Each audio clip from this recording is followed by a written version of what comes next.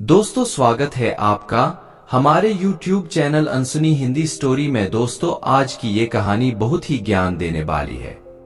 तो चलिए जानते हैं इस कहानी से ज्ञान की बातें। हमारे मन में गंदे विचार क्यों आते हैं? हम नहीं चाहते पर फिर भी हमारे मन में गंदे विचार आते रहते हैं। लेकिन क्यों मन ही हमारा सबसे बड़ा दोस्त है और मन ही हमारा सबसे बड़ा शत्रु है? जब हम अपने मन के हिसाब से चलते हैं तो मन हमें भटका देता है, और जब हम मन को संतुलित कर लेते हैं तो हम अपनी जिंदगी में सब कुछ का लेते हैं। हम हमारे मन में आने वाले गंदे विचारों को रोकने की कोशिश करते हैं, पर जितना हम रोकते हैं उतने यह विचार हमारे अंदर प्रवेश करते जाते हैं। आप जिस चीज से जितना दूर भागोगे उतना ही वह चीज आपको अपने पास खींच लेगी।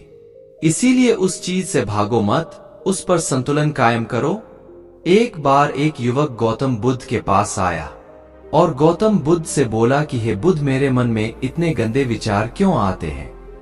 मैं नहीं चाहता कि मेरे मन में गंदे विचार आए, पर मेरे मन में हमेशा काम वासना के विचार चलते रहते हैं और मैं इनके के बारे में सोच सोच कर बहुत परेशान हूँ।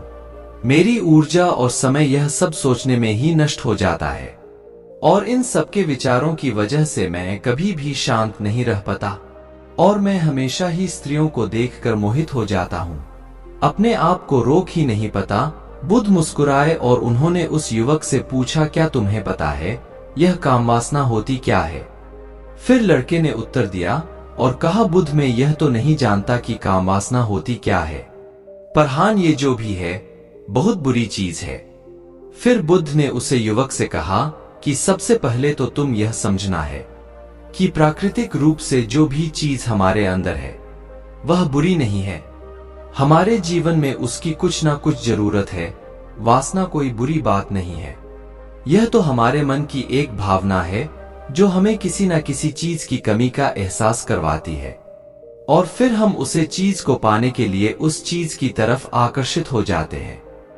जैसे अगर तुम्हारे पास धन की कमी है तो तुम में धन पाने की वासना उत्पन्न हो जाएगी। तो वासना कुछ और नहीं, बस एक प्रकार की कमी है, जो कि एक प्रकार की जरूरत का एहसास है, और जब ये जरूरत शारीरिक हो तो हम इसे काम वासना कहते हैं। युवक ने गौतम बुद्ध से कहा कि बुद्ध, मुझे काम वासना का मतलब तो समझ में आ गया, पर आप मुझे यह बताइए कि यह कहां से आती है और कैसे आती है। गौतम बुद्ध ने कहा कि काम वासना कहीं से आती नहीं है, यह तो हमारे अंदर ही होती है, और इसका होना तो जरूरी भी है, तभी तो मानव जाति का विस्तार होगा। युवक ने कहा, जब यह हमारे अंदर ही है और जरूरी भी है तो फिर लोग इसे गलत क्यों बोलते हैं? बुद्ध ने कहा कि यही तो समस्या है। लोगों ने काम वासना को गलत तरीके से सोच लिया है, इसे छिपाने की और दबाने की कोशिश करते हैं। काम वासना गलत नहीं है, बल्कि काम वासना का गलत तरीके से प्रयोग करना गलत बात है। लोग जिससे प्रेम करते हैं बस उसी के लिए जीने लग जाते हैं, उसे पाना ही अपना लक्ष्य बना लेते हैं और उसी के बारे में हमेशा सोचते रहते हैं, पर यह सब गलत है। बुद्ध ने उस व्यक्ति से कहा, क्या तुम्हें पता है जानवरों में भी काम वासना होती है? युवक ने उत्तर दिया, हाँ बुद्ध, जानवरों में भी काम वासना होती है, क्योंकि जानवर भी तो आखिर अपनी पीढ़ी को आगे बढ़ाएंगे। बुद्ध ने कहा, तो फिर हम जानवरों की काम वासना को गलत क्यों नहीं कहते?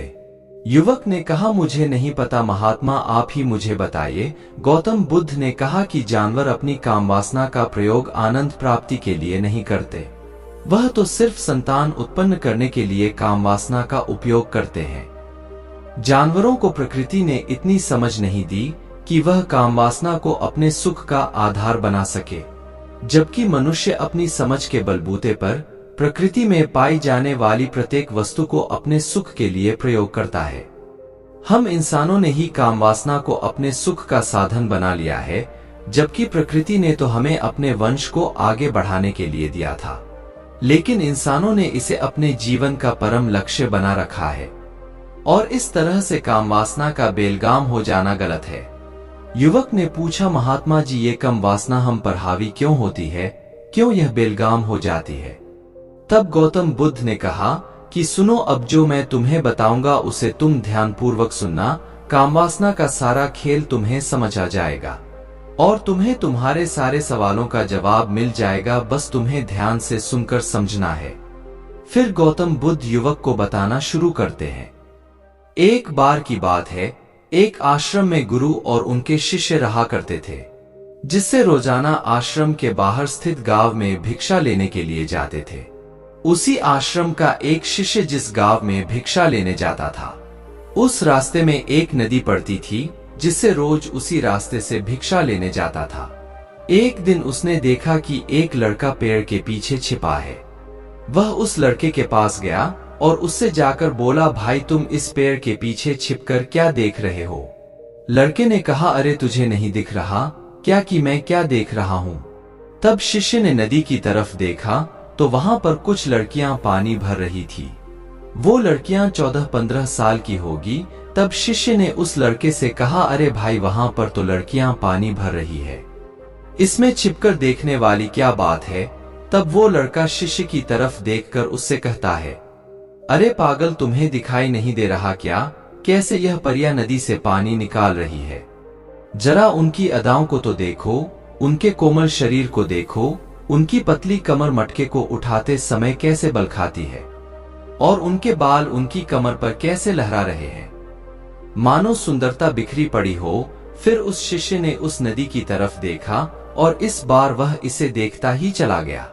अभी तक तो कुछ भी नजर नहीं आ रहा था और वह बिल्कुल निर्भय था, उसे किसी भी बात का कोई डर नहीं था। लेकिन अब वो छिपने लगा और उन लड़कियों को देखने लगा जैसे उसने कोई अपराध कर दिया हो। और जब वो छिपकर उन लड़कियों को देख रहा था, तभी वो अचानक अंदर से कौंप गया और उसने कहा कि ये मैं क्या कर रहा हूं? मैं जो कर रहा हूं वो सही नहीं है, मुझे यहां से चले जाना चाहिए। और फिर वह जल्दी से वहां से चला गया। वो आश्रम पहुंच जाता है। आश्रम जाकर वो अपने कार्यों में लग गया।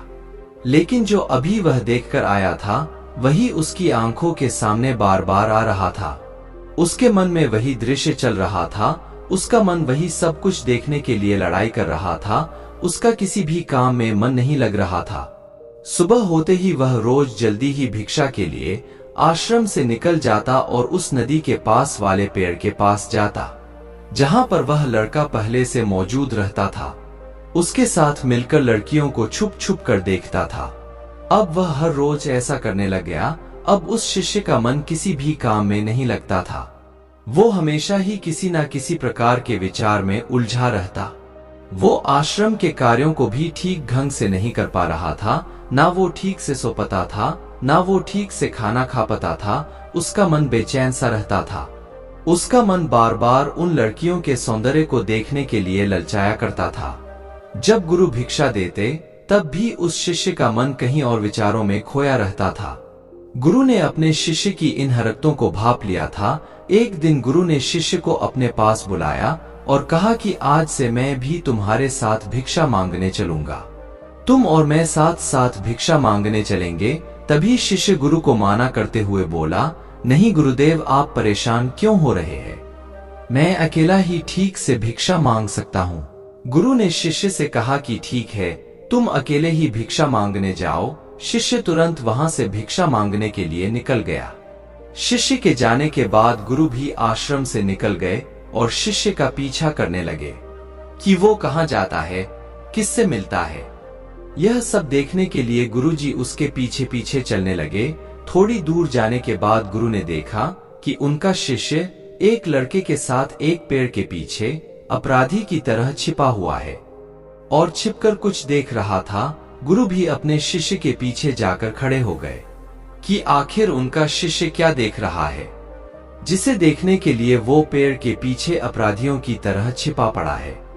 गुरु ने देखा कि उनका शिष्य पेड़ के पीछे छुपकर लड़कियों को देख रहा था, जो कि नदी से पानी भर रही थी। तभी गुरु ने शिष्य को कहा कि तुम क्या देख रहे हो?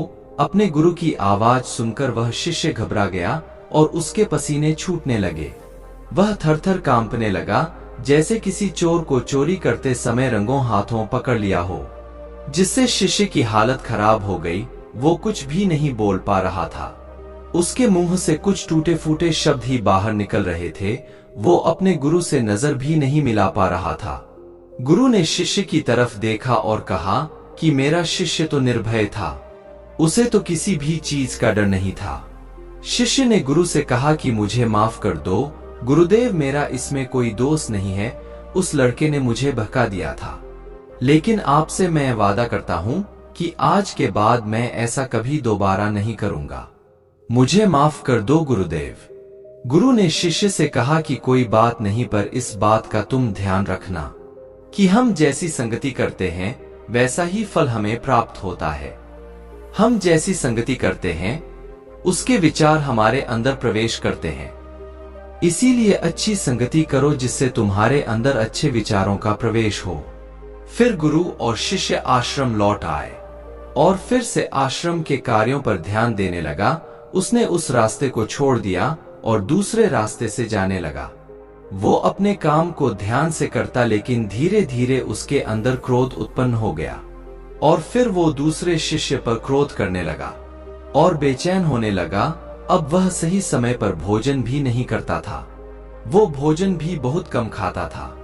एक रात गुरु शिष्य के पास आए और उसे बोले कि अब तक तुमने कितनी बार अपना वादा तोड़ दिया। यह सुनकर शिष्य अपने गुरु के चरणों में गिर गया और रोने लगा। रोते रोते ही उसने गुरु से कहा कि गुरुदेव, मैं कई बार अपना वादा तोड़ चुका हूँ, फिर वादा कर लेता हूँ, लेकिन हर बार मैं वादा तोड़ देता हूँ। मेरा मन मेरे नियंत्रण में है ही नहीं।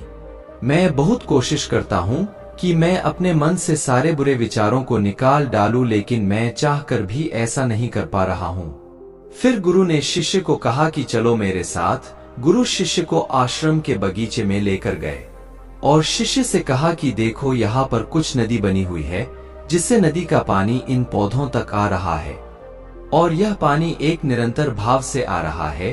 क्या तुम इस पानी के बहाव को रोक सकते हो? शिष्य ने कहा कि हाँ गुरुदेव, मैं इस बहाव को रोक सकता हूँ। फिर शिष्य ने मिट्टी उठाकर उस नाली में डाल दी। वो पानी थोड़ी देर के लिए रुक गया और फिर थोड़ी देर बाद उस रेत के ऊपर से पानी आ गया।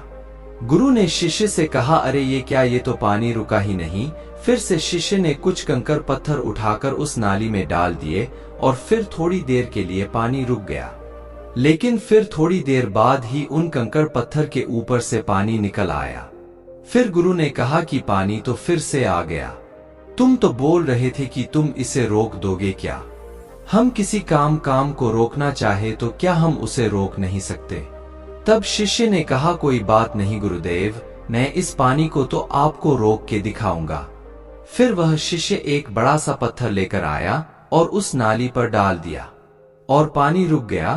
तब गुरु से कहा कि देखा गुरुदेव, मैंने कहा था ना कि पानी को मैं रोक दूंगा। मैंने पानी को रोक दिखाया, आपकी बात मैंने पूरी कर दी। गुरु मुस्कुराए और बोले, अच्छा जरा ध्यान से देखो, पानी रुक गया क्या? वो तो पीछे की नाली तोड़कर बाहर आ गया और अगल बगल से बह रहा है। और ध्यान से देखो, इस पत्थर की आगे भी आ गया और ये पानी अपना रास्ता बदलकर फिर से आगे की तरफ बढ़ जाएगा। और फिर थोड़ी देर बाद ऐसा ही हुआ। फिर गुरु ने शिष्य को समझाया कि तुम्हारे साथ भी तो ऐसा ही चल रहा है। तुम बार बार प्रयास कर रहे हो, बड़े से बड़ा प्रयास कर रहे हो, पर हर बार तुम्हारा प्रयास टूट रहा है और यह हमेशा टूटता ही रहेगा। तुम कितना भी बड़ा पत्थर रख लो, लेकिन पानी तो अपना रास्ता बना ही लेगा। यह सब देखकर शिष्य ने गुरुदेव से कहा, क्या कोई तरीका नहीं है जिससे मैं गंदे विचारों से बाहर निकल सकूं? और यह मेरे मन में आई नहीं। गुरु शिष्य को एक नदी के पास ले गए जहां से उसे बगीचे में पानी नहीं आ रहा था। गुरु ने शिष्य से कहा, वो पानी इसी नदी से जा रहा है। अगर हम यहीं से उस रास्ते को बंद कर दें जहां से पानी बगीचे में जा रहा है, तब क्या हम पानी को रोक नहीं सकते? शिष्य ने कहा कि हाँ गुरुदेव, अवश्य ऐसा हो सकता है। शिष्य बोला, गुरुजी, मैं इस पानी को यहीं से बंद कर देता हूँ, तब आगे की नाली में पानी जाएगा ही नहीं। फिर से नदी से जाने वाले रास्ते को बहुत मेहनत करके पत्थर और मिट्टी डाल कर बंद कर दिया और गुरु से कहा कि गुरुदेव, मैंने पानी को बंद कर दिया है, अब यह पानी बगीचे में जाएगा ही नहीं। तब गुरु ने शिष्य से कहा, अगर पानी बगीचे में नहीं जाएगा तो पेड़ पौधों को पानी कहाँ से मिलेगा? उन पेड़ पौधों को तो पानी की आवश्यकता है, और उन पेड़ पौधों में कुछ पेड़ पौधे तो ऐसे हैं जिनको रोज पानी की आवश्यकता है। वह तो मुरझाकर मर ही जाएंगे, उनका क्या होगा? पानी तो हमें खोलना ही होगा। शिष्य ने गुरु की बात सुनकर वापस नदी से जाने वाले पानी का रास्ता खोल दिया। तब गुरु ने शिष्य से पूछा, जिससे अगर हम इस नदी के पूरे पानी को बगीचे की तरफ मोड़ दे तो क्या होगा? तब शिष्य ने जवाब दिया कि गुरुदेव, वहां पर जितने भी पेड़ पौधे हैं वो गलकर नष्ट हो जाएंगे, वहां पर कुछ नहीं बचेगा। फिर गुरु मुस्कुराए और बोले, तुम इस बात को समझो कि हमें किसी भी चीज को रोकना नहीं है, बस हमें हमेशा संतुलन बनाए रखना है। कम पानी से भी पौधे नष्ट होते हैं और ज्यादा पानी से भी पौधे नष्ट होते हैं। हमारा जीवन संतुलन से ही चलता है। गुरु ने शिष्य से कहा कि अगर मैं तुम्हें कुछ कहूं कि तुम आम के बारे में मत सोचो, तो तुम्हारे मन में सबसे पहले किसका चित्र आएगा? शिष्य ने कहा कि गुरुदेव, मेरे मन में तो पहला चित्र आम का ही आएगा। गुरु ने कहा कि जब हम गंदे विचारों को जबरदस्ती रोकने का प्रयास करते हैं तो वह और मजबूती के साथ हमारे अंदर प्रवेश करते हैं। फिर गुरु ने शिष्य को समझाते हुए कहा कि हमारे गंदे विचार बुरे लोगों की संगति करने की वजह से भी आते हैं। कई बार क्या होता है कि कामुकता हमारे अंदर होती नहीं है, लेकिन कुछ अश्लील लोगों के साथ रहने की वजह से ये हमारे अंदर हावी हो जाती है। फिर शिष्य ने कहा कि गुरुदेव, आप सही कह रहे हैं, मैं अपने मार्ग से भटक गया था।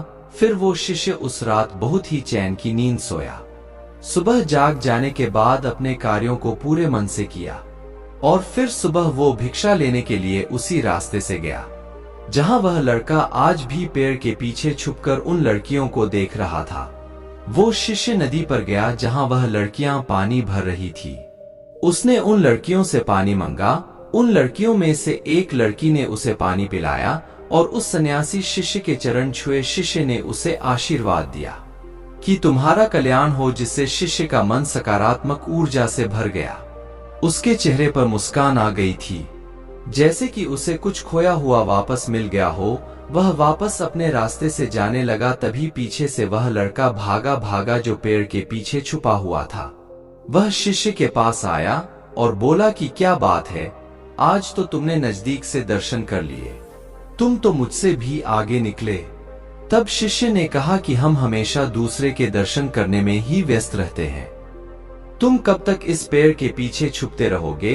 किसी को पसंद कर लो और उससे बोल दो, अगर वो भी तुम्हें पसंद करती है तो शादी कर लो, और उससे पहले तुम कुछ बन जाओ। अपने आप को पहचान लो, ऐसे अपना समय बर्बाद मत करो। फिर वह लड़का नदी पर जाना छोड़ दिया और फिर वो लड़का अपने जीवन में कुछ बनने के लिए संघर्ष करने लगा। तो तुमने देखा संगति का असर क्या होता है। अपनी संगति बदलो, अपने विचार बदलो। तब गौतम बुद्ध ने युवक से कहा कि जब तुम्हारे मन में गंदे विचार आए तब आप अपने आप को दोषी मत मानो, लेकिन तुम्हारे पास वो शक्ति है, वो ऊर्जा है जिसका तुम्हें संतुलन उपयोग करना है। तुम एक जीवित ऊर्जा हो जो कुछ भी अनुभव करने के लिए स्वतंत्र है, जो निर्माण करने के लिए स्वतंत्र है। इसीलिए तुम अपने आप को पहचानो। बुद्ध ने युवक से पूछा, क्या तुम्हें तुम्हारे सारे सवालों का जवाब मिल गया? तब युवक ने कहा कि हाँ महात्मा जी, मेरे सवालों का जवाब मुझे मिल गया। आपका बहुत बहुत धन्यवाद। और वो लड़का गौतम बुद्ध का आशीर्वाद लेकर वहां से चला गया। दोस्तों, अगर यह कहानी आपको अच्छी लगी हो तो इस वीडियो को शेयर करें और ऐसी कहानी सुनने के लिए हमारे चैनल को सब्सक्राइब और वीडियो को लाइक जरूर करें।